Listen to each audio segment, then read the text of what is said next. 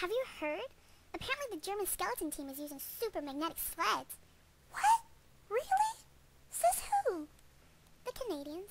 Wow, you think it's true? I don't know, but I wish they'd just get on with the sports.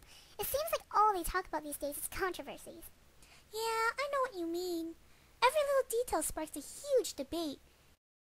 It really takes attention away from the athletes whose talents and abilities should be in the limelight.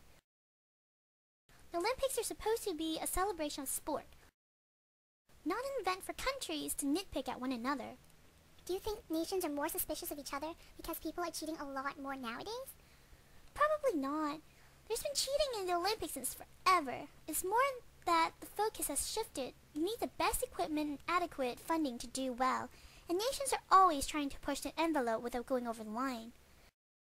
The games have become so complex that the regulations have become more complicated to try and keep up, which takes some of the fun away from the competitions. And makes it hard for athletes to keep up with the rules. For example, the banned substances list is so extensive that some athletes have been disqualified without even intentionally cheating. Like that American guy who got banned for taking a hair loss treatment he's been using for years. He was a gold medal contender too. We just happened to change the guidelines that 1 year. They get changed every year.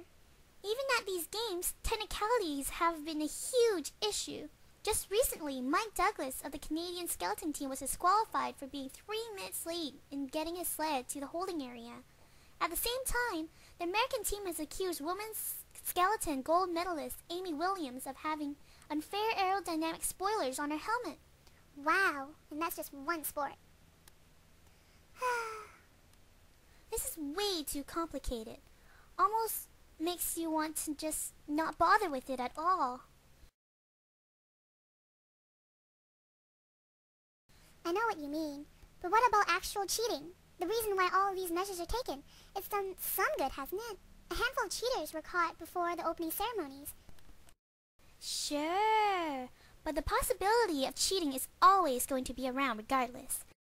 With all these additional problems cropping up, one wonders if both competitors and regulators have taken technicalities too far.